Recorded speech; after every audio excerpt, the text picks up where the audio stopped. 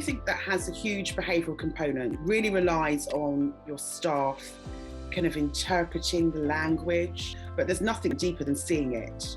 And so that kind of experiential element is putting a scene, for example, in front of your staff and allowing them to not just see the subtle behaviours from themselves, but also the impact of their behaviours.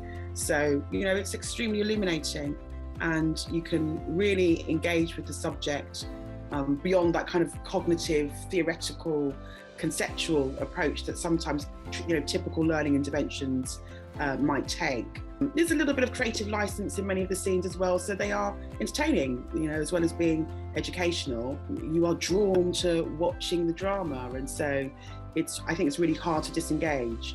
There are subjects that, quite frankly, I probably wouldn't want to talk about elsewhere if it weren't for the subtleties, if it wasn't for the drama, to kind of humanise the whole conversation. There are some common themes about how we deal with our blind spots, how we give feedback, how we are patient with our blind spots and the areas that we need to learn. And those things come alive with drama. They're hard to convey in conversation, but when you see them, you recognise them, regardless of your seniority, your academic background, you can feel those experiences through drama.